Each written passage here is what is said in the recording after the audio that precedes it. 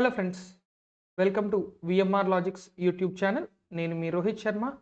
So ఇవాల్టి మొట్టమొదటి current affair విషయానికి వస్తే, ఇండియా స్కిల్స్ రిపోర్ట్ 2022 ఏంటి ఈ ఇండియా స్కిల్స్ రిపోర్టెడ్ అనేది ఒక్కసారి మనం చూస్తే, ఈ ఇండియా స్కిల్స్ రిపోర్ట్ అనేది భారతదేశంలో ఎంతమందికి వెంటనే ఉద్యోగాలు లభించేటటువంటి ఆ మెళుకువలు, అదేవిధంగా నైపుణ్యాలు ఉన్నాయి అనేది ఇందులో మనకి సర్వే రూపంలో వీళ్ళు పరిశీలన చేయడం అయితే జరిగింది.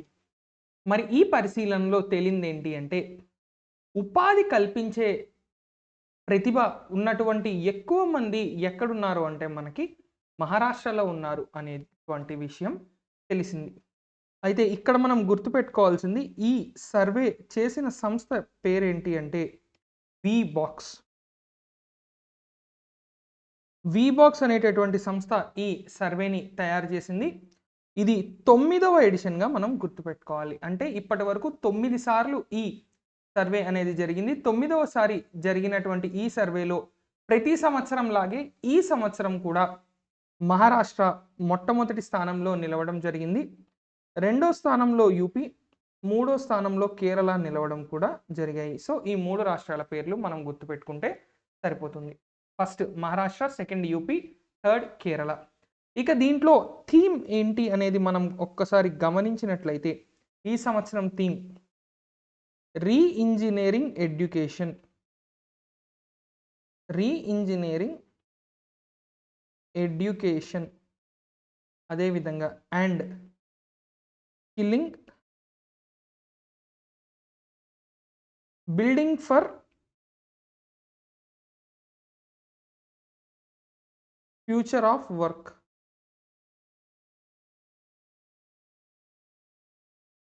అంటే ప్రస్తుతం ఉన్నటువంటి విద్యా వ్యవస్థని ఏ విధంగా మార్పులు చేర్పులు తీసుకువచ్చి భవిష్యత్తు ఉద్యోగానికి ఉపయోగపడేలా మరిన్ని నైపుణ్యాలని, మెళకువలని ఏ విధంగా నేర్పించాలి అనేటటువంటిది ఇక్కడ ఇవ్వడం జరిగింది. పూణేలో 78% మంది యువత ఉద్యోగానికి అర్హులుగా ఉన్నారు. ఇక స్టేట్ వైజ్ చూసినట్లయితే మహారాష్ట్రలో 66.1% మంది మనకి ఎంప్లాయబిలిటీ స్కిల్స్ హైయెస్ట్ ఉన్న వాళ్ళు ఉన్నారు. సో దీన్ని బట్టి మనం ఒక అంచనాకి అయితే రావచ్చు. రైట్? సో ఇది మనకి ఈ రిపోర్ట్ ఏంటి అంటే, చాలా ప్రభుత్వ భాగస్వామ్యాలతో జరిగింది. అంటే చాలా రకాల ప్రభుత్వ సంస్థలు ఇందులో భాగస్వామ్యాన్ని పంచుకున్నాయి. వాళ్ళు డాటానైతే అందించడం జరిగింది. అదే విధంగా ఇందులో వీళ్ళొక నేషనల్ ఎంప్లాయబిలిటీ టెస్ట్‌ని కూడా కండక్ట్ చేయడం జరుగుతుంది. దాన్నే వీబాక్స్ నేషనల్ ఎంప్లాయబిలిటీ టెస్ట్‌గా చెప్తారు. ఈ టెస్ట్ ప్రకారమే వీళ్ళు ఈ సర్వే యొక్క ఫలితాలను విడుదల చేయడం అయితే జరుగుతుంది. సో ఇది ఇక్కడ మనం గుర్తుపెట్టుకోవాల్సినటువంటి అంశం. Right? So India skills report Wheebox అనే సంస్థ 66.1% ఎంప్లాయబిలిటీ స్కిల్స్‌తో మొట్టమొదటి స్థానంలో నిలిచినటువంటి రాష్ట్రం మహారాష్ట్ర. నగరాలలో పూణే. ఏ నగరం అండి? పూణే. 78% ఎంప్లాయబిలిటీ స్కిల్స్‌తో నిలిచింది. ఇక నెక్స్ట్, భారతదేశం మొత్తం మీద ఎమర్జెన్సీ విధంగా ఇంజురీ కేర్ అనేటటువంటిది జిల్లా స్థాయి నుంచి గ్రామ స్థాయి వరకు సెకండరీ అండ్ టెరిషరీ లెవెల్‌లో ఏ విధంగా ఉంది అని. సో దేశంలో సెకండరీ, టెరిషరీ లెవెల్‌లో ఎలా ఉంది, అదేవిధంగా జిల్లా స్థాయిలో ఎలా ఉంది అనేటటువంటి 2 రిపోర్ట్‌లను కూడా నీతి ఆయోగ్ ఇక్కడ విడుదల చేయడం జరిగింది. సో మనం గుర్తుపెట్టుకోవాల్సింది, నీతి ఆయోగ్ 2 రిపోర్ట్‌లను విడుదల చేసింది. ఒకటి సెకండరీ మరియు టెరిషరీ రంగాలలో ఏ విధంగా మెడికల్ ఫెసిలిటీస్ ఉన్నాయి ఆ లెవెల్స్‌లో, అదేవిధంగా జిల్లా స్థాయిలో ఏ విధంగా ఉన్నది అనేటటువంటిది ఇక్కడ గుర్తుపెట్టుకోవాలి. రైట్? సో ఇక వీళ్ళు ఇందులో ఎక్కువగా వెతికింది ఏంటి అంటే, అంబులెన్స్ ఎంతసేపట్లో అవైలబిలిటీలో ఉంది, ఆ చుట్టుపక్కల ఏ విధమైన మౌలిక సదుపాయాలు, ఇన్‌ఫ్రాస్ట్రక్చర్ ఉంది, ఎంతమంది మనుషులు హ్యూమన్ రిసోర్సెస్ అవైలబుల్‌గా ఉన్నారు, ఎక్విప్‌మెంట్ ఎంతవరకు అవైలబుల్‌గా ఉంది, అత్యవసర మెడిసిన్స్ ఏవైతే ఉంటాయో, మందులు ఏవైతే ఉంటాయో అవి ఎంతవరకు అవైలబుల్‌గా ఉన్నాయి, అదేవిధంగా వివిధ వ్యాధుల వల్ల పడేటటువంటి భారం నుంచి ఏ విధంగా వాళ్ళకి త్వరితగతిన ఉపశమనం లభించేటటువంటి సదుపాయాలు అక్కడున్నాయి. ఇలా రకరకాలుగా మనకి రోజు రోజు ఏవైతే మనకి ఆరోగ్యపరమైనటువంటి సవాళ్లు ఎదురవుతాయో వాటన్నిటికీ సంబంధించి ఇక్కడ మనకి సంపూర్ణంగా వీళ్ళు ఇవ్వడం అయితే జరిగింది. ఒక కంప్రిహెన్సివ్ అండర్‌స్టాండింగ్‌గా దీన్ని మనం తీసుకోవాలి. సో, మరి ఇందులో వీళ్ళు ఏం చెప్పారు అంటే, ఈ రిపోర్ట్‌లో ఎక్కడెక్కడ ఏవేవి ఇబ్బందులున్నాయి, వాటిని ఏ విధంగా ఓవర్‌కమ్ చేయాలో చెప్పారు. జస్ట్ రిపోర్ట్ పేరు గుర్తుపెట్టుకుంటే మనం చాలు. ఆ రిపోర్ట్‌లో ఏముంది, ఏ రాష్ట్రాన్ని ఏ రకంగా విమర్శించింది అవన్నీ మనకక్కర్లేదు. అయితే ఇక్కడ ఒకే ఒక విషయం ముఖ్యంగా మనం గుర్తుపెట్టుకోవాల్సింది ఏంటి అంటే డిఏఎల్‌వైఎస్ అంటే అర్థమేంటి? Disability adjusted life years. అంటే ఏదైనా ఒక అవయవానికి ఏదైనా ఇబ్బంది వస్తే దానివల్ల మెడిసిన్స్ లేదా దానికి సంబంధించిన ట్రీట్మెంట్ లేట్ అవ్వడం వల్ల ఆ మనిషి యొక్క ఆయుష్ తగ్గిపోవడం అనేటటువంటిది ఒకటి. ప్రీమెచ్యూర్ డెత్స్ అంటే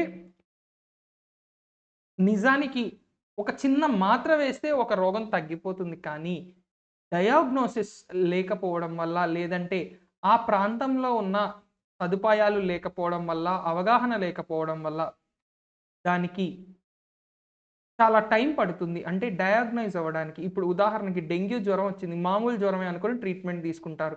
అది డెంగ్యూ అన్న టెస్ట్ కొంతమంది చెప్పినా వినిపించుకోరు. ఎక్కువ మందికి ఏమిటంటే డాక్టర్ సలహా కూడా డెంగ్యూ టెస్ట్ ఏమో అని, డెంగ్యూ ఏమో అని డౌట్ రాదు.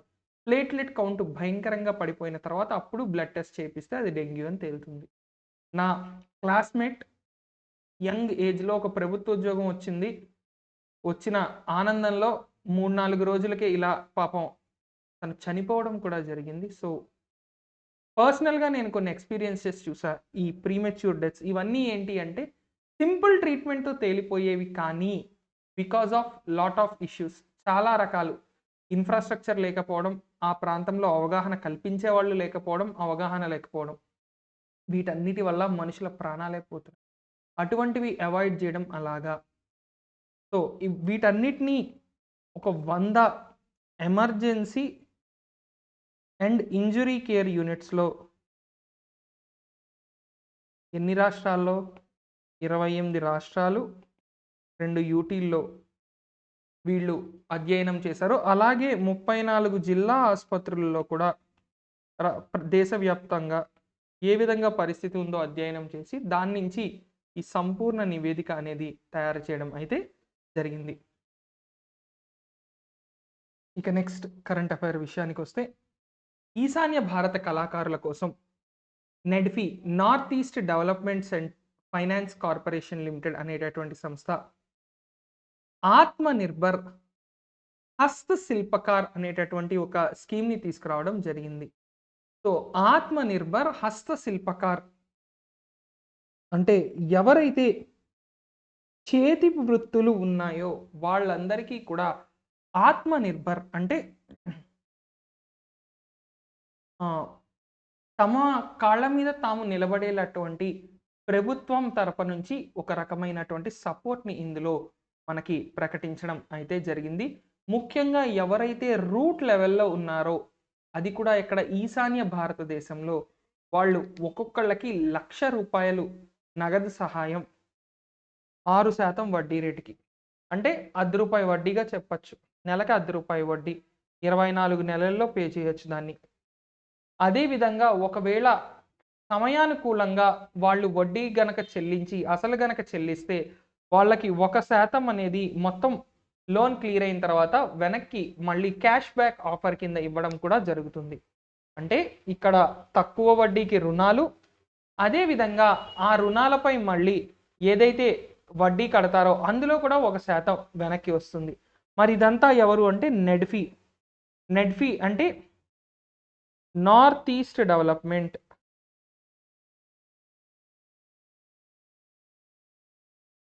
Finance Corporation limited. North east development finance corporation లిమిటెడ్గా దీన్ని చెప్పుకుంటాం. మరి దీని హెడ్ క్వార్టర్స్ ఎక్కడుంది అంటే గౌహతి, అస్సాం. అలాగే దీని యొక్క సిఎండి ఎవరు అంటే పివిఎస్ఎల్ఎన్ మూర్తి గారు. సో సింపుల్గా గుర్తుపెట్టుకోవాల్సింది ఏంటి అంటే ఆత్మ నిర్భర్ హస్తశిల్పాకర్ అనేటటువంటి కార్యక్రమాన్ని ఎవరు మొదలుపెట్టారు అంటే నెడ్ఫీ. దేనికోసం మొదలుపెట్టారు అంటే ఈశాన్య భారతదేశంలో ఎవరైతే హస్తకళా ప్రావీణ్యం కలిగిన వంటి వాళ్ళు ఉన్నారో, ఎవరికైతే ఇప్పటి వరకు ఎటువంటి అప్పులు లేవో అటువంటి వాళ్ళందరికీ కూడా 6% వడ్డీకి లోన్లు ఇవ్వడం జరుగుతుంది. అది కూడా 24 నెలల్లో తిరిగి రీపే చేయాల్సి ఉంటుంది. ఎవరైతే 24 నెలల్లో తిరిగి సక్సెస్ఫుల్గా రీపే చేస్తారో వాళ్ళకి 1% వడ్డీ వెనక్కి తిరిగి ఇవ్వడం జరుగుతుంది. ఇక నెక్స్ట్, ప్రపంచవ్యాప్తంగా ఉన్న మలేరియా కేసులపై ప్రపంచ మలేరియా రిపోర్టు 2021 విడుదల చేయడం జరిగింది. ఇందులో 24.1 కోట్లు లేదా 241 మిలియన్ మలేరియా కేసులు, అదేవిధంగా 6.5 లక్షల ప్రపంచవ్యాప్తంగా మరణాలు అనేటటువంటివి ఇందులో ఉంది. అదేవిధంగా ఇక్కడ ప్రపంచవ్యాప్తంగా కూడా అనేక దేశాల కంటే కూడా భారతదేశంలో మలేరియా ఎక్కువ కేసులు నమోదు అవుతూ ఉన్నాయి. ప్రపంచవ్యాప్తంగా 1.7% మలేరియా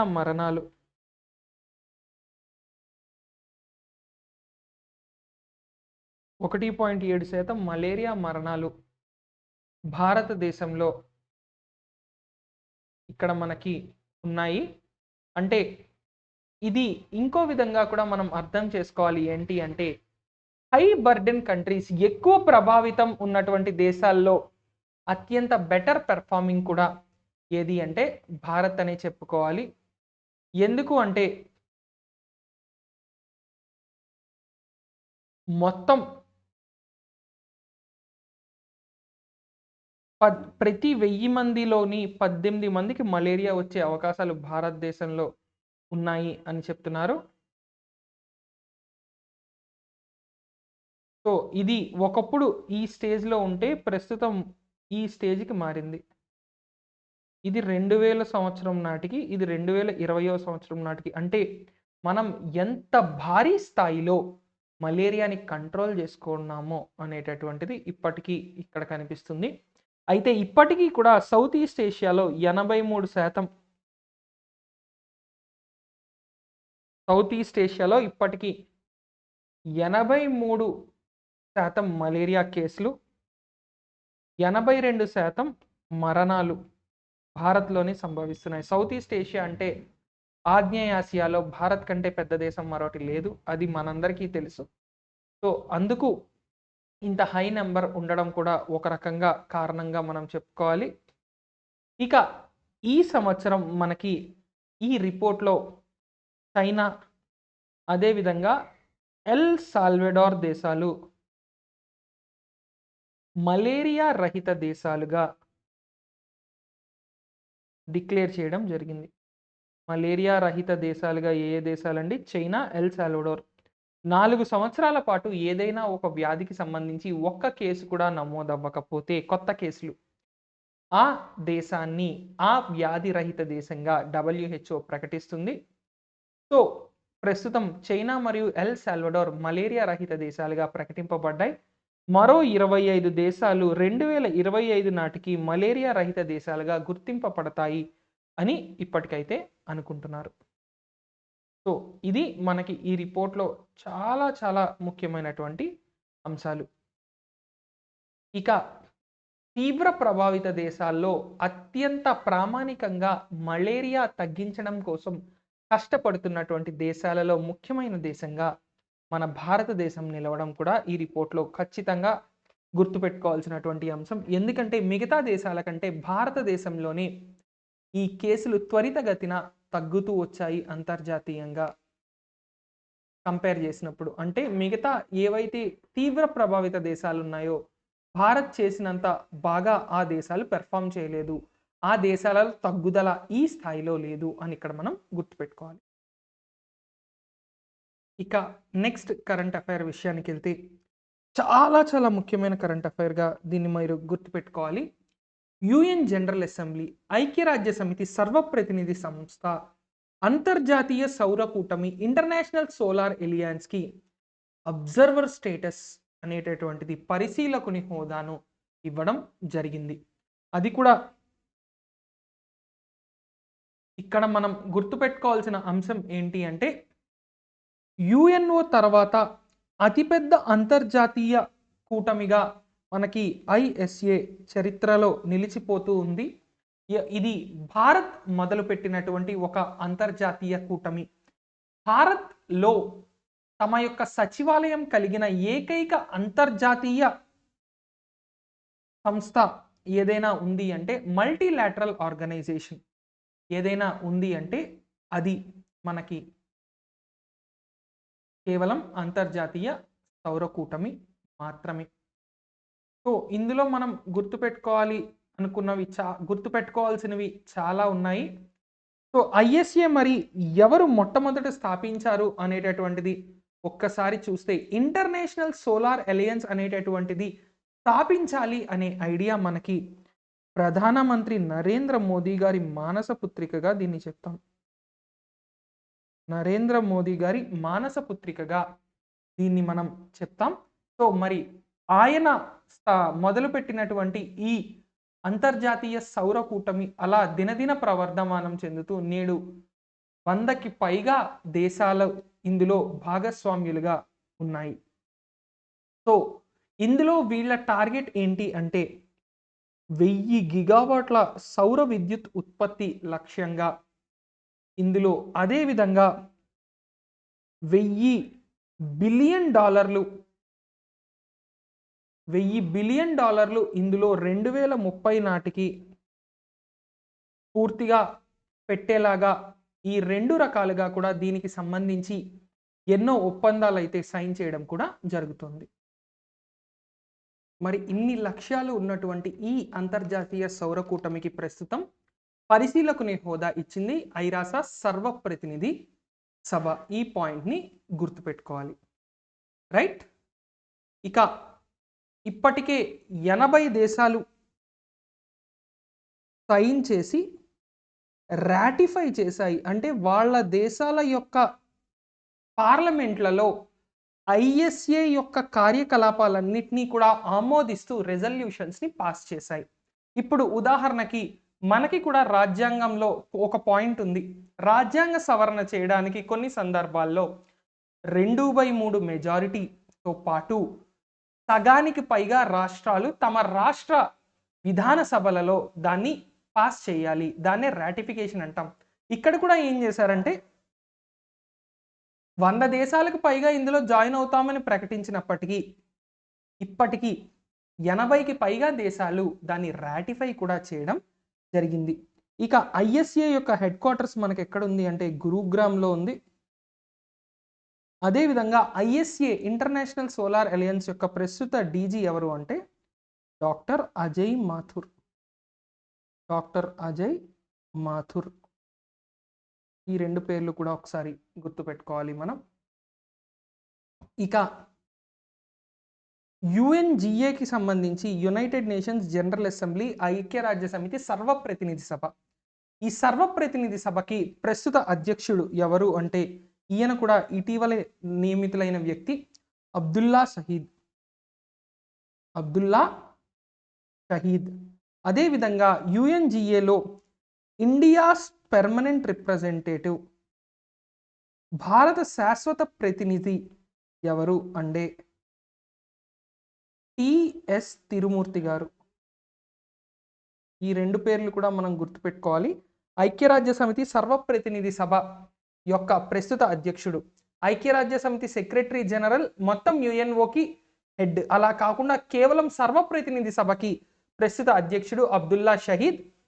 ఇక భారత్ తరపున శాశ్వత రాయబారి ఎవరు అంటే టిఎస్ తిరుమూర్తి గారు. ఈ పేర్లు గుర్తుపెట్టుకోవాలి.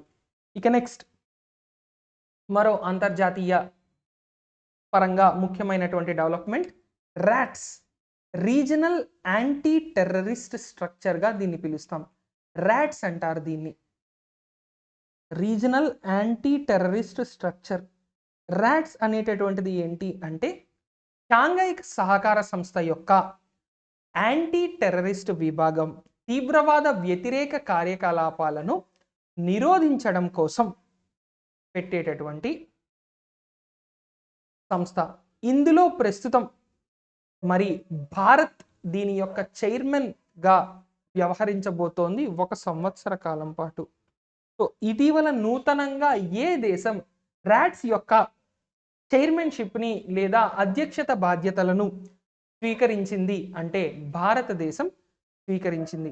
చాలా చాలా ముఖ్యమైనటువంటి పాయింట్గా దీన్ని మనం గుర్తుపెట్టుకోవాలి. అదేవిధంగా ర్యాట్స్ యొక్క చైర్మన్ హోదాలో భారతదేశం ఒక సదస్సును కూడా నిర్వహించడం జరిగింది. మరి ఈ హోదాలో భారతదేశం మొట్టమొదటి సదస్సు ఏం నిర్వహించింది అంటే సెక్యూరింగ్ సైబర్ స్పేస్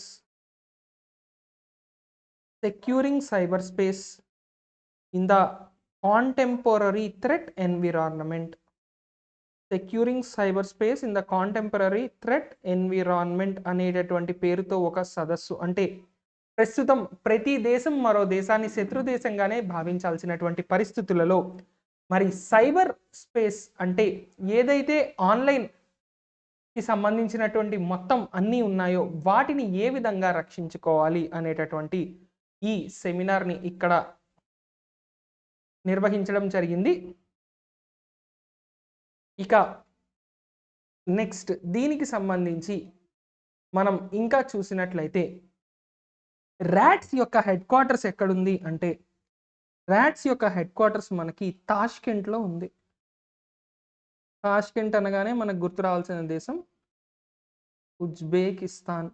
సో ఉజ్బెకిస్తాన్లోని తాష్కెంట్లో మనకి హెడ్ క్వార్టర్స్ ఉంది. ఇందులో ఏంటి అంటే టెర్రరిజం, అదేవిధంగా వ్యతిరేకవాదం, అదేవిధంగా తీవ్రవాదం, ఉగ్రవాదం వీటన్నిటికీ వ్యతిరేకంగా దేశాలు పోరాడడానికి ఎస్సీఓ యొక్క సభ్య దేశాలు, షాంఘై సహకార సంస్థ యొక్క సభ్య దేశాలకు ఇక్కడ వీళ్ళు అనేక రకాలైనటువంటి సపోర్ట్ అయితే ఇస్తారు. సో అది మనకి ర్యాట్స్ ఎస్సీఓ అని పిలుస్తారు. గుర్తుపెట్టుకోవాల్సినటువంటి ఒక కీలక సంస్థగా దీన్ని చదువుకోవాలి మనం. ఇక ఎస్సీఓ షాంఘై సహకార సంస్థ యొక్క హెడ్ క్వార్టర్స్ పేరులో షాంఘై ఉంది, కానీ హెడ్ క్వార్టర్స్ మనకి బీజింగ్లో ఉంది. బీజింగ్ చైనాలో ఉంది. గుర్తుపెట్టుకోండి ఈ పాయింట్. ఇక నెక్స్ట్ ఆర్బీఐ పేటిఎం పేమెంట్స్ బ్యాంకుకు షెడ్యూల్డ్ పేమెంట్స్ బ్యాంక్ హోదా ఇవ్వడం లభించింది. షెడ్యూల్డ్ పేమెంట్స్ బ్యాంక్ హోదా.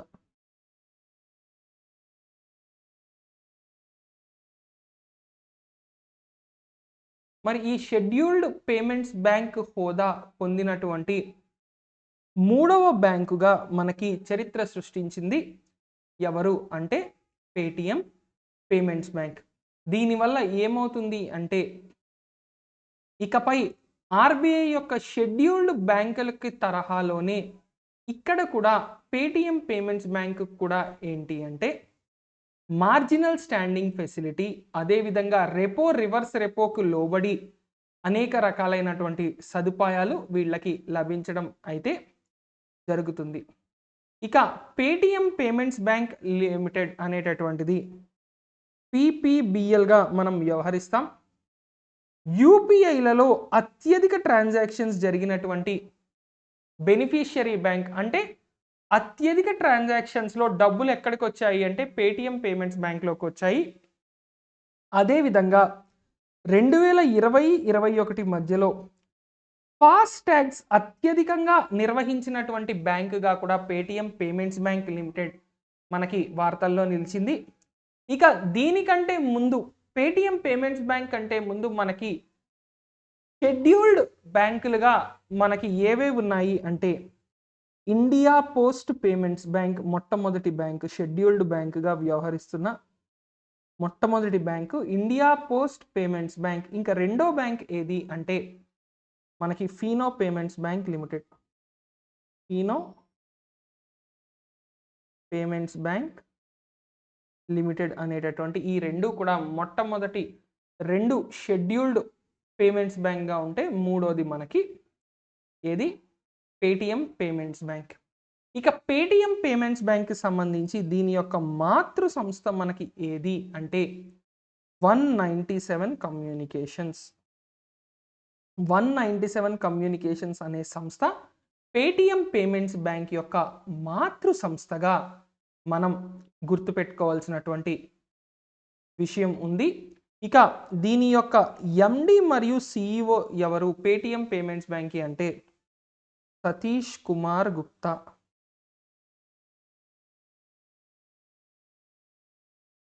అదేవిధంగా హెడ్ క్వార్టర్స్ ఎక్కడ అంటే నోయిడా, ఉత్తరప్రదేశ్లోని నోయిడాలో ఉన్నటువంటిది పేటిఎం పేమెంట్స్ బ్యాంక్. ఇక నెక్స్ట్ ఆసియా అభివృద్ధి బ్యాంకు భారతదేశంలో పట్టణాలలో వివిధ రకాల సేవలు మరింత పెంపొందించడం కోసం 2653 కోట్లు అంటే $350 మిలియన్ రుణాన్ని ప్రకటించడం జరిగింది. మరి ఇది ఎవరికి ఇస్తారు అంటే గృహ నిర్మాణం మరియు పట్టణాభివృద్ధి మంత్రిత్వ శాఖ. గృహ నిర్మాణం మరియు పట్టణాభివృద్ధికి చెందినటువంటి మంత్రిత్వ శాఖకు వీళ్ళు ఈ జాబితా అయితే ఇవ్వడం జరుగుతుంది. సో ఇందులో ఏంటి అంటే ముఖ్యంగా AMRUT 2.0 Atal mission for rejuvenation అంటే పునరుద్ధీకరణ లేదా పునరుజ్జీవం అండ్ అర్బన్ ట్రాన్స్ఫర్మేషన్గా చెప్తాం. Atal mission for rejuvenation and urban ట్రాన్స్ఫర్మేషన్గా ఉండేటటువంటి అమృత్ 2.0, అదేవిధంగా ప్రధానమంత్రి ఆవాస్ యోజన. దేశంలో ప్రతి ఒక్క కుటుంబానికి కూడా సొంత ఇల్లు ఉండేలాగా ఇచ్చేటటువంటి ఫైనాన్షియల్ బెనిఫిట్ పిఎంఏవై. ఈ రెండింటిని అనుసరించి ఇక్కడ మనకి ఈ రెండు కార్యక్రమాలతో పాటు అనేక ఇతర కార్యక్రమాలని మనకి వీళ్ళు సపోర్ట్ చేయడం కోసం ఈ లోన్ అయితే ఇవ్వడం జరిగింది. సో ఇది మనం గుర్తుపెట్టుకోవాలి రాబోయే బ్యాంకింగ్ ఎగ్జామ్స్కి మోస్ట్ ఇంపార్టెంట్ మిగతా వాటికంటే. ఇక ఏడీబీ నెక్స్ట్ ఎన్టీపీసీ కావచ్చు, గ్రూప్ డి కావచ్చు, ఎస్ఎస్సి కావచ్చు, ఎస్ఐ కానిస్టేబుల్ కావచ్చు, అన్నిటికీ ఇంపార్టెంట్ ఏడీబీ సంస్థ మనీలా ఫిలిప్పీన్స్లో ఉంది. ప్రెసిడెంట్స్ మసత్సుగు అసకావా. ఇక సభ్య దేశాలు 68 దేశాలు. ఈ పాయింట్లన్నీ కూడా మనం గుర్తుపెట్టుకోవాలి ఆసియా అభివృద్ధి బ్యాంకుకి సంబంధించి, రైట్. ఇక నెక్స్ట్ కరెంట్ అఫైర్ విషయానికి వస్తే ఫెడరల్ బ్యాంక్, ఇది జస్ట్ ఒక వన్ లైనర్గా గుర్తుపెట్టుకుంటే సరిపోతుంది. కేవలం బ్యాంకింగ్ ఎగ్జామ్స్ నెక్స్ట్ ఉన్నాయి కాబట్టి ఎస్బీఐ, ఐబిపిఎస్ వాటికి సంబంధించి ముఖ్యం. ఫెడరల్ బ్యాంక్ మరియు బ్యాంక్ అష్యూరెన్స్ అనేటటువంటి సంస్థలు రెండు కూడా ఫెడరల్ బ్యాంక్, స్టార్ హెల్త్, ఈ రెండు కూడా ఒక బ్యాంక్ అష్యూరెన్స్ అంటే బ్యాంకు మరియు ఇన్సూరెన్స్ సంస్థ. గతంలో కూడా ఇటువంటివి మనం ఒకటి రెండు డిస్కస్ చేయడం కూడా జరిగింది.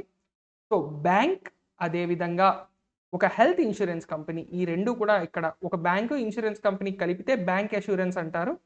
సో ఇక్కడ ఎవరితో అంటే Star Health and Allied Insurance Company మరియు ఫెడరల్ బ్యాంక్, ఈ రెండు కూడా కలిపి ఒక నూతన భాగస్వామ్యాన్ని ఏర్పరచుకోవడం జరిగింది. ఇందులో ఏమవుతుంది అంటే ఈ బ్యాంక్ యొక్క కస్టమర్లందరూ కూడా స్టార్ హెల్త్ యొక్క ప్రోడక్ట్స్ అన్నీ కూడా డైరెక్ట్గా కొనుక్కునే అవకాశం ఉంటుంది. దానివల్ల మరింత సులభంగా ఇక్కడ మనకి ప్రోడక్ట్స్ స్టార్ వాళ్ళకి అమ్ముడుపోతాయి. అదేవిధంగా ఫెడరల్ బ్యాంక్ మరింత కస్టమర్లని అట్రాక్ట్ చేసుకోవడానికి కూడా ఇక్కడ మనకి సులభంగా ఉంటుంది.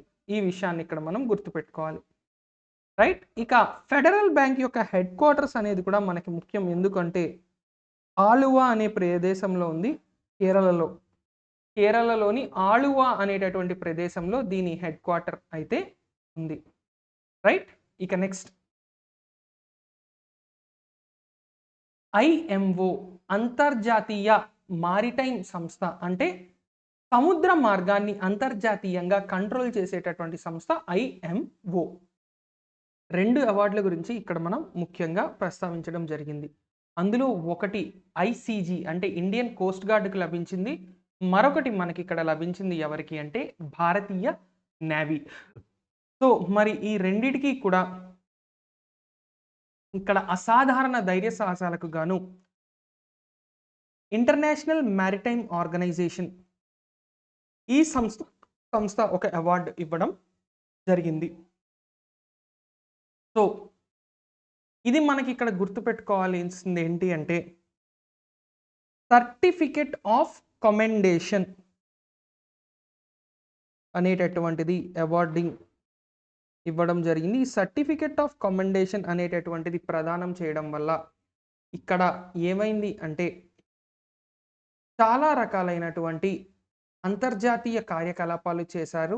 మనకి ఇండియన్ నేవీ కావచ్చు, ఐసీజీ కావచ్చు, ఎందరో దొంగల్ని అరికట్టడం, సముద్ర మార్గంలో దొంగ రవాణాని అరికట్టడం ఇండియన్ కోస్ట్ గార్డ్ ఎప్పుడు చేస్తూ ఉండేది. వీళ్ళు చేసినటువంటి రెస్క్యూ ఆపరేషన్స్ ముఖ్యంగా అందులో కూడా ఎంబైటీ న్యూ డైమండ్ అనేటటువంటి ఒక నౌక ఉంది. ఈ న్యూ డైమండ్ అనేటటువంటి నౌక శ్రీలంక తీరంలో పూర్తిగా మంటల్లో ఇరుక్కుపోతే దీన్ని వీళ్ళు సక్సెస్ఫుల్గా రెస్క్యూ చేశారు. అందులో ఉన్న క్రూని కాపాడగలిగారు కాబట్టి అందుకు రికగ్నైజేషన్గా కూడా వీళ్ళు ఈ అవార్డును అయితే ఇవ్వడం జరిగింది. సో గుర్తుపెట్టుకోండి, ఐఎంఓ అంతర్జాతీయ సముద్ర సంస్థగా కూడా దీన్ని కొన్ని తెలుగు పుస్తకాల్లో ఇస్తారు. కానీ ఇంటర్నేషనల్ మారిటైమ్ ఆర్గనైజేషన్ అంటే సముద్రయానం లేదా సముద్ర మార్గంలో జరిగేటటువంటి అన్ని రకాల కార్యకలాపాలు అంతర్జాతీయంగా కంట్రోల్ చేయడం అంటే దేశాల మధ్య సహకారాలు, అదేవిధంగా దేశాల మధ్య గొడవల పరిష్కారం చేయడం కోసం పెట్టినటువంటి సంస్థగా ఈ ఇంటర్నేషనల్ మారిటైమ్ ఆర్గనైజేషన్ గురించి మనం గుర్తుపెట్టుకోవాలి. రైట్. సో వీళ్ళు ఈ న్యూ డైమండ్ అనేటటువంటి షిప్ శ్రీలంకకి దగ్గరలో నిప్పుల్లో కాలిపోతూ ఉంటే దాని నుంచి క్రూని కాపాడినందుకు గాను ఐఎంఓ ఈ అవార్డుని ప్రకటించడం కూడా జరిగిందని గుర్తుపెట్టుకోండి. ఇక ఐఎంఓ యొక్క హెడ్ క్వార్టర్ ఎక్కడుంది అంటే ఇది రీసెంట్గా ఎన్టీపీసీలో కూడా అడిగిన క్వశ్చన్. లండన్లో ఉంది. లండన్ యూకేలో ఉంది ఐఎంఓ యొక్క హెడ్ క్వార్టర్స్. ఇక నెక్స్ట్ ఆర్కిటెక్ట్ బాలకృష్ణ దోషి. బాలకృష్ణ దోషి భారతదేశంలోనే అత్యుత్తమమైనటువంటి ఆర్కిటెక్ట్, ప్రపంచంలోనే అత్యంత ప్రతిష్టాత్మకమైన అవార్డులు పొందినటువంటి ఏకైక భారతీయుడు. ఇక ఆర్కిటెక్చర్లో నోబెల్ బహుమతిలా పిలవగలిగే ప్రిట్జ్కర్ ప్రైజ్ అనేటటువంటి బహుమతిని కూడా పొందిన మొట్టమొదటి భారతీయుడు. ఇక చండీగఢ్ నగరాన్ని తీర్చిదిద్దిన లీ కార్బూయిజర్ దగ్గర పనిచేసిన భారతీయుడు.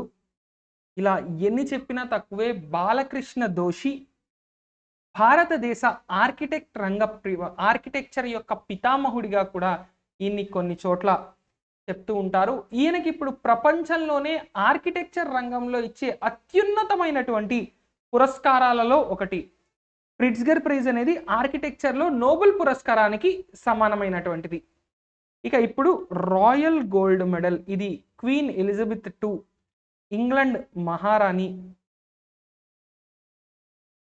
ప్రదానం చేస్తారు. చాలా చాలా ముఖ్యమైనటువంటి ఒక ఆర్కిటెక్చర్లో అత్యంత ప్రతిష్టాత్మకమైనటువంటి అవార్డుగా దీన్ని మనం గుర్తుపెట్టుకోవచ్చు.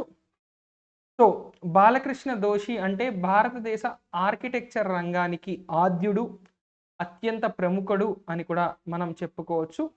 అలాగే మనకి ఆర్కిటెక్చర్లో ప్రతి సంవత్సరం ఇచ్చేటటువంటి ఆగా ఖాన్ ప్రైజ్ కూడా ఈయనకి ఎప్పుడో లభించడం జరిగింది. మొదటి సంవత్సరాల్లోనే ఆగా ఖాన్ ప్రైజ్ కూడా ఈయనకి లభించడం జరిగింది. పద్మశ్రీ అదేవిధంగా పద్మభూషణ్ కూడా లభించినటువంటి బాలకృష్ణ దోషి ఇప్పుడు ప్రపంచంలోనే అత్యుత్తమ అవార్డు అయినటువంటి రాయల్ గోల్డ్ మెడల్ని కూడా సంపాదించుకోవడం భారతదేశానికే గర్వకారణం అనే విషయాన్ని ఇక్కడ మనం గుర్తుపెట్టుకోవాల్సి ఉంటుంది. రైట్. ఇక ఇవాల్టి వొకాబులరీలోకి త్వరగా వెళ్ళిపోదాం. ఇవాల్ట మొట్టమొదటి పదం ఏంటి అంటే ఫ్రే. ఫ్రే అనేటటువంటిది ఏంటి? ఇదొక వర్బ్. మరి ఈ ఫ్రే అంటే ఏంటి? Show the effects of strain అంటే బాగా ఎవరైనా అలసిపోయి ఉంటే దాన్ని చూపించడం. అంటే ఎక్కడైనా మన అలసట కనిపించడం లేదా చూపించడం. Of a person's nerves or temper అంటే బాగా ఎవరైనా స్ట్రెయిన్ అయితే నరాలు తేలిపోయి ఉంటాయి. లేదా విపరీతమైన కోపం వస్తుంది. ఇలా ఏ విధంగా అయినా చెప్పచ్చు. ముఖ్యంగా ఏంటి అంటే నరాలు తేలిపోవడాన్ని ఇక్కడ మనం చెప్తాం. స్ట్రెయిన్, మేక్, టెన్స్, ఇరిటేట్ ఇటువంటివన్నీ కూడా దీని యొక్క సినోనిమ్స్‌గా ఇక్కడ మనం చూడాలి. అంటే చాలా కోపంతో కూడుకున్న లేదా చాలా చిరాకు పడిన లేదా చాలా టెన్షన్‌తో కూడుకున్నటువంటి అనేటటువంటివి ఇక్కడ మనం గుర్తుపెట్టుకోవాలి. ఇక దీని యొక్క ఆపోజిట్స్ ఏంటి అంటే ప్లీజ్. ఇక్కడ ప్లీజ్ అంటే రిక్వెస్ట్ అని కాదు.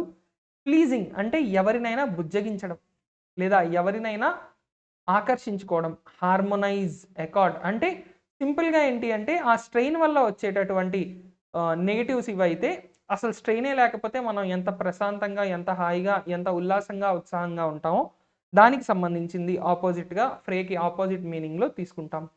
Despite this I was full of restless energy and my nerves were fraying అంటే ఇంత జరిగినా కూడా నేను ఇంకా రెస్ట్‌లెస్ ఎనర్జీతో నిండిపోయి ఉన్నాను. అంటే నాకసలు రెస్టే లేదు. నా నరాలు తేలిపోతున్నాయి చూడు. అంటే నాకు ఒంట్లో అసలు ఓపిక లేదు.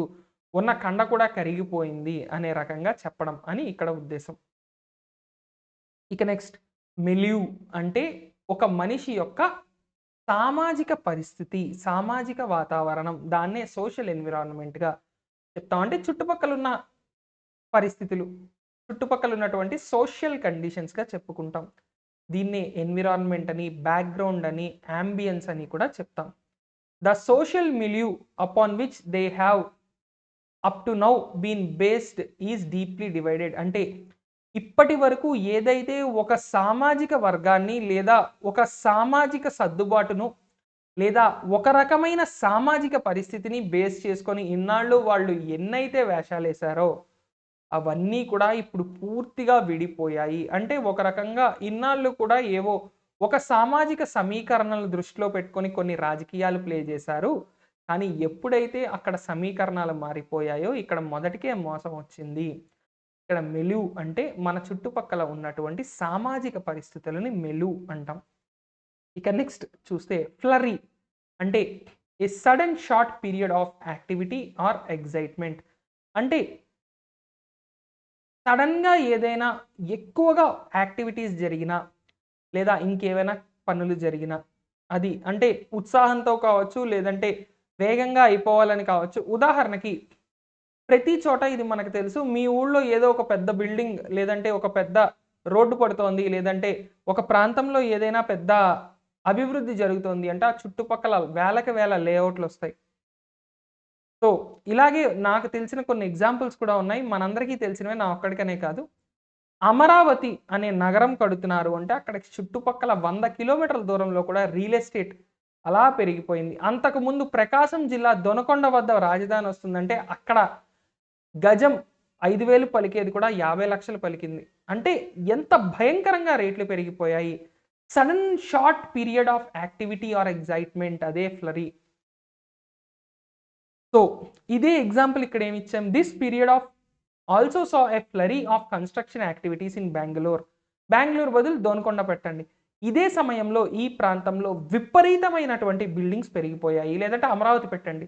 ఏదైనా మనకి ఎగ్జాక్ట్ మీనింగ్ ఇక్కడ రిఫ్లెక్ట్ అవుతుంది. మరి దీని సినోనిమ్స్ ఏమవుతాయి? Burst, out break, spurt, blaze అంటే ఒక్కసారిగా ఏదో ఇలా ఒక విస్ఫోటనం, ఒక బ్లాస్ట్ అయినట్టు లేదంటే ఒక్కసారిగా విపరీతంగా పెరిగిపోతే దాన్ని ఫ్లరీ అంటాం. అలా కాకుండా ప్రశాంతంగా, సైలెంట్‌గా జరిగితే కామ్‌నెస్, పీస్ ఇవన్నీ కూడా ఏమవుతాయి మనకి ఈ ఫ్లరీ యొక్క యాంటోనిమ్స్ అవుతాయి. రైట్? అది ఫ్లరీకి సంబంధించినటువంటివి. ఇక నెక్స్ట్ ఫర్మిడబుల్. ఫర్మిడబుల్ అనేది తరచుగా మనకి ఎగ్జామ్స్‌లో వస్తూ ఉంటుంది. Adjective. Inspiring fear or respect through being impressively large, powerful, intense, capable అంటే మనం ఎవరి నుంచి అయినా య అంటే ఒక వ్యక్తి ఎంత పెద్దగా ఉన్నాడు అంటే మనిషి చూడ్డానికి పెద్ద అని కాదు. చాలా పవర్‌ఫుల్‌గా, చాలా పై స్థాయిలో, చాలా శక్తివంతమైనటువంటి ఒక వ్యక్తి వల్ల వచ్చేటటువంటి భయం కావచ్చు, గౌరవం కావచ్చు. అది మనకి ఫార్మిడబుల్ అంటే. మరి దీని సినోనిమ్స్ ఇంటిమిడేటింగ్, రీడౌటబుల్, ఫోర్బోర్డింగ్ అంటే ఇవన్నీ కూడా ఏంటి అంటే ఎదుటి వాళ్ళని చూసి వాళ్ళ యొక్క భారీతనాన్ని, గొప్పతనాన్ని లేదా వాళ్ళ యొక్క ఆ విపరీతమైన పవర్‌ని దేన్నైనా చూసి మనం భయపడ్డం. లేదంటే విపరీతమైన టాలెంట్‌ని చూసైనా భయపడ్డం. ఇక ఇంటిమిడేటింగ్, రీడౌటబుల్, ఫోర్బోర్డింగ్ అనేటటువంటి దాని సినోనిమ్స్ అయితే యాంటోనిమ్స్ ఏమవుతాయి? టెండర్ అంటే చాలా మృదువుగా, మైల్డ్, సాఫ్ట్‌గా ఉండడం, జెంటిల్ చాలా కోమలంగా ఉండడం. ఒకవైపు ఏంటి అంటే భయం, రఫ్‌నెస్‌ని చూపిస్తే ఫార్మిడబుల్ అంటే ఎదుటి వ్యక్తి యొక్క విపరీతమైనటువంటి క్యారెక్టర్ అంటే ఏదైతే ఆ విపరీతమైన క్యారెక్టర్ భయం కావచ్చు, అంటే వాళ్ళ టాలెంట్ కావచ్చు, వాళ్ళ పవర్ కావచ్చు ఏదైనా. దాని అపోజిట్‌గా సింపుల్ పదాలు చెప్తున్నాం. The first game after the enforced break was a tough encounter ఎగైన్స్ట్ formidable opponents అంటే చూడగానే ఇక్కడ ప్యాంట్ తడిసిపోయే అంత పెద్ద అపోనెంట్. మరి ఆ అపోనెంట్ ముందు బ్రేక్ తర్వాత వీళ్ళు వెళ్తే చాలా వీళ్ళకి ఇబ్బందయ్యింది. ఎందుకంటే అసలు చూడగానే భయభ్రాంతులకు గురి చేసే అపోనెంట్‌లతో బ్రేక్ తర్వాత వీళ్ళు వెళ్ళింది చాలా కష్టమైన ఫేజ్ ఆ మ్యాచ్‌లో అని ఇక్కడ చెప్తున్నామనమాట. ఇక నెక్స్ట్ స్టాసిస్ అంటే కొంతకాలం ఏ పని చెయ్యకపోవడం, లేదంటే ఉన్నది యాజ్ ఇట్ ఈస్‌గా వదిలేయడం. ఇన్‌యాక్టివిటీ ఏమి చేయకపోవడం, ఇన్‌యాక్షన్ ఎటువంటి పని చేయకపోవడం, డల్‌నెస్ అంటే సైలెంట్‌గా ఉండిపోవడం. అంటే దాదాపుగా ఆ సమయంలో ఎటువంటి యాక్టివిటీ లేకుండా, ఏమీ చేయకుండా అంటే దానికి సంబంధించి ఎటువంటి డెవలప్‌మెంటు లేకపోవడం. దేనికి సంబంధించిందైనా. ఒక పర్టిక్యులర్ ఈవెంట్ కావచ్చు, ఒక పర్టిక్యులర్ ఇన్‌స్టెన్స్ కావచ్చు. దేనికైనా సంబంధించి ఎటువంటి మూవ్‌మెంట్ కానీ, ఎటువంటి కార్యకలాపాలు కానీ ఏమీ జరగకపోతే, యాక్టివిటీ లేకపోతే అది మనకి ఈ విధంగా జెప్తాం. ఇక దీని సినోనిమ్స్ ఏమవుతాయి ఆల్రెడీ చెప్పుకున్నాం. Antonyms imbalance, difference. Imbalance, difference అనేటటువంటివన్నీ ఏంటంటే దీని ఆపోజిట్స్‌గా మనం చెప్తాం. స్టాసిస్‌కి ఆపోజిట్స్‌గా చెప్తాం. ఇక నెక్స్ట్ వెడ్జ్. వెడ్జ్ అంటే బేసిక్‌గా ఏంటి అంటే ఇది ఎక్కువగా రైల్వేస్‌లో వాడతారు. ఎక్కడైనా ఇంజిన్‌లో ఏదైనా చిన్న ప్రాబ్లమ్స్ వచ్చినప్పుడు రిలేస్ అని, కాంటాక్టర్స్ అని ఇలా చాలా ఉంటాయి. సో, అక్కడ ఏదైనా చిన్న ప్రాబ్లమ్ వచ్చినప్పుడు ట్రైన్‌లో ఇంజిన్ మళ్ళీ ముందుకు వెళ్ళాలి కాబట్టి ఒక చిన్న కర్ర ముక్కను పెట్టి మేనేజ్ జేస్తారు. తర్వాత దాన్ని లోకో షెడ్‌కి పంపిస్తారు. ఎక్కువ ఎగ్జాంపుల్స్ మనకి వెడ్జ్ అనే పదం అక్కడే చూస్తూ ఉంటాం. అలా కాకుండా ఇంకెక్కడైనా ఈ ట్రక్కులు, లారీలు ఏవైతే అన్ అనఫిషియల్‌గా భారీ లోడ్‌లను పట్టుకెళ్తూ ఉంటాయో వాటిలో కూడా ఎక్కడైనా ప్రాబ్లమ్ వస్తే ఇలాగే అడ్జస్ట్‌మెంట్ చేస్తూ ఉంటారు. వెడ్జ్ అనేది బేసిక్‌గా ఏంటి అంటే ఏ పీస్ అంటే ఓ చిన్న కర్ర ముక్క. ఇప్పుడు బెస్ట్ ఎగ్జాంపుల్ చెప్తాను. ఒక టేబుల్ ఉంది మీ ఇంట్లో. ఆ టేబుల్ ఊగుతోందనుకోండి. దాని కింద ఒక చిన్న రాయో, కర్రో ఏదో ఒకటి పెడతాం గదా! అదే వెడ్జ్ అంటే. So, a tapered piece, a slice, a section, a small piece అదే వెడ్జ్. అలా కాకుండా మొత్తం ఉంటే whole total. Without peeling them I cut each into 8 thin wedges అంటే దాని తొక్క తీయకుండా లేదంటే దాని బయట పొర నేను తీయకుండా వాటిని 8 చిన్న చిన్న ముక్కలుగా 8 వెడ్జెస్ కింద నేను కట్ చేశాను అని ఎగ్జాంపుల్ చెప్తున్నారు. వెడ్జ్ అన్నది ఏంటి అంటే ఒక చిన్న పీస్‌గా మనం చెప్పుకోవాలి. ఇంకా బెస్ట్ ఎగ్జాంపుల్ మీకు వెడ్జ్ ఏంటి అంటే గోడకు కొట్టిన మేకు తీసేస్తే ఆ హోల్ లోపల ఒక చెక్క ముక్క పెడతారు కదా! దాన్నే వెడ్జ్ అని చెప్పొచ్చు. రైట్? ఇక నెక్స్ట్ యాంటగానిజం అంటే అపోజిషన్. అంటే వ్యతిరేకంగా దేనికైనా సంబంధించి ఒక విషయానికి, ఒక వస్తువు లేదంటే ఏదైనా ఒక పరిస్థితికి వ్యతిరేకంగా ఉంటే యాంటగానిజం. యాంటగానిస్ట్ అంటే విలన్. ఇలా గుర్తుపెట్టుకోండి. సో, యాంటగానిజం అంటే అపోజిషన్, యాంటగానిస్ట్ అంటే విలన్‌గా చెప్పుకోవాలి. ఎనిమిటీ, డిస్కార్డ్, హాస్టిలిటీ ఇవన్నీ కూడా ఆ వ్యతిరేక అర్థాన్ని అంటే విలనిజంని, శత్రుత్వాన్ని చూపిస్తాయి కదా! అలా కాకుండా అగ్రీమెంట్ అందరూ కలిసి ఒక ఒప్పందంకొస్తే హార్మోనీ అందరి మధ్య ఒక మంచి కోఆపరేటివ్ సిట్యుయేషన్ ఉంటే అది. Our natural state is antagonism towards authority and a general feeling of disenchantment అంటే సహజంగానే ఆ అథారిటీకి వ్యతిరేకంగానే మనం ఉంటాము. అలాగే మనల్ని పూర్తిగా వదిలేశారు అనేటటువంటి ఒక భావనతో మనం ఉంటాము అనేటటువంటిది ఇక్కడ చెప్పడం జరుగుతోంది. ఇక నెక్స్ట్ డార్మంట్ అంటే ప్రస్తుతానికి టెంపరరీగా ఇనాక్టివ్ లేదా ఇనాపరేటివ్. ఉదాహరణకి మీరొక బిజినెస్ రన్ చేస్తున్నారు. 10 రోజులు మూసేశారు. అంటే టెంపరరీలీ ఇనాక్టివ్. 10 రోజుల తర్వాత మళ్ళీ మీ బిజినెస్ ఓపెన్ చేస్తారు. మీరు బిజినెస్‌ని కంటిన్యూ చేస్తారు. ఆ 10 రోజుల కాలాన్ని ఏంటి అంటే టెంపరరీగా ఇనాక్టివ్ చేయడం. సో, ఇనాక్టివ్, రెస్టింగ్, రిపోజింగ్ ఇటువంటివన్నీ కూడా ఈ డార్మెంట్ అనే పదానికి సినోనిమ్స్. అంటే కొంతకాలం పాటు ఎటువంటి యాక్టివిటీ లేకపోవడం. అలా కాకుండా యాంటోనిమ్ ఏమవుతుంది? యాక్టివ్, ఆపరేటివ్ అవి దీని ఆపోజిట్స్‌గా చెప్తాం. The successful consortium included A dormant company అంటే అక్కడ పూర్తిగా సక్సెస్ అయినటువంటి ఆ సమూహం ఏదైతే ఉందో అందులో ఒక ఇనాక్టివ్ కంపెనీ ఉంది. అంటే అసలు ఈ మధ్య కాలంలో ఏ పని ఆ కంపెనీలో జరగట్లేదు. కానీ ఈ సక్సెస్‌ఫుల్ గ్రూప్‌లో ఆ కంపెనీ కూడా ఉంది. కన్సార్షియం అంటే గ్రూప్ ఆఫ్ కంపెనీస్‌గా గుర్తుపెట్టుకోండి. సో, అలా సక్సెస్‌ఫుల్‌గా అక్కడ ఉన్నటువంటి గ్రూప్‌లో ఈ కంపెనీ కూడా ఉంది అని చెప్తున్నారు. ఇక నెక్స్ట్ రాప్రోచ్‌మెంట్ అంటే ఉన్న పరిస్థితిలో ఇప్పటికే ఆల్రెడీ గొడవలు జరుగుతున్నాయి. ఆ గొడవలు తగ్గించి తిరిగి శాంతిని నెలకొల్పడం. తిరిగి ఆ దేశాలతో మళ్ళీ స మంచి రిలేషన్స్‌ని మెయింటైన్ చేయడం. ఉదాహరణకి ఇండియా, చైనా ఒకప్పుడు మంచి హిందీ, చీనీ బాయి బాయి అని చెప్పుకునే రోజుల నుంచి చైనాతో పంచషీల్‌ని సైన్ చేయడం దగ్గర నుంచి చైనాతో యుద్ధం చేయడం వరకు తర్వాత ఎన్నో అప్స్ అండ్ డౌన్స్ భారత్‌కి, చైనాకి. మళ్ళీ ఇప్పుడు 2 దేశాలు స్నేహితులైపోయాయనుకోండి. అప్పుడు రాప్రోచ్‌మెంట్ అంటాం. దాన్ని reuniting, reunion, reconciliation, resumption of harmonious relations 2 దేశాల మధ్య సహృద్భావ వాతావరణం, మంచి సత్సంబంధాలు నెలకొల్పడం. అలా కాకుండా హాస్టిలిటీ అంటే 2 దేశాల మధ్య ఎప్పటికప్పుడు వాళ్ళేం చేస్తారని మనం ఏం చేస్తామని వాళ్ళు ఒక డౌట్‌ఫుల్ సిట్యుయేషన్‌లో ఉన్నాం. యాంటగానిజం పూర్తిగా శత్రుత్వంతో ఉన్నాం. ఎలూఫ్‌నెస్ ఎందుకైనా మంచిదని అతి జాగ్రత్తతో ఉన్నాం. అవి దీని యొక్క opposites. Policies aimed at bringing about a rapprochement with China అంటే ప్రస్తుతం రూపుదిద్దుకుంటున్నటువంటి ఏవైతే కార్యక్రమాలున్నాయో అవన్నీ కూడా ఏంటి అంటే చైనాతో ఉన్న పరిస్థితిని చక్కదిద్దడం కోసం తిరిగి మంచి వాతావరణాన్ని తీసుకురావడం కోసమే ఉన్నాయి అని చెప్తున్నారు. ఇక నెక్స్ట్ హెఫ్ట్ అంటే ఏదైనా ఒక ఇన్‌ఫ్లూయెన్స్‌ని ఉపయోగించగలిగేటటువంటి ఎబిలిటీ అంటే మనకి ఇన్‌ఫ్లూయెన్స్ ఉంటే అదే మనకి హెఫ్ట్ అన్నట్టు. సో, దీన్నే కాంపిటెన్స్, కెపాసిటీ, స్కిల్ అంటాం. అంటే ఎక్కడైనా మనం ఇన్‌ఫ్లూయెన్స్ వాడగలిగేటటువంటి ఆ ఇన్‌ఫ్లూయెన్స్ మన దగ్గర ఉండాలి. దాన్ని వాడగలిగేటటువంటి కెపాసిటీ ఉండాలి.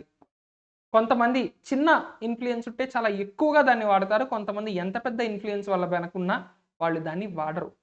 అయితే ఇక్కడ వాడడాన్ని గురించి చెప్తున్నాం. అలా కాకుండా ఇన్‌ఎబిలిటీ అంటే చేతకానితనం. ఇప్పుడు పోలీసులు మిమ్మల్ని ఆపారు. డ్రైవింగ్ చేస్తున్నప్పుడు హెల్మెట్ లేదనో, సెల్ ఫోన్ మాట్లాడుతున్నారనో, పాటలు వింటున్నారనో. అదే మీకొక డీఎస్పీ గారో లేదంటే అంతకన్నా పై స్థాయి అధికారి తెలుసు. లేదంటే మీరే ఎస్ఐ అయిపోయారు. ఇంకా పోస్టింగ్ రాలేదు. లేదా మీ ఫ్రెండ్ ఆల్రెడీ పోస్టింగ్ వచ్చిన ఎస్ఐ ఉన్నాడు. అప్పుడు మీరది చూపించుకుంటారా? లేదు. మీకు తెలిసిన వ్యక్తి ఎవరైనా ఐపీఎస్, సీనియర్ ఐపీఎస్ అది మీరు చూపించుకుంటారా లేదా? అది ఆ పరిస్థితుల్లో హెఫ్ట్. సో, ఇక్కడ మనం ఎగ్జాంపుల్‌లో ఏం చెప్తున్నాం? They lacked the political heft to get the formulation banned.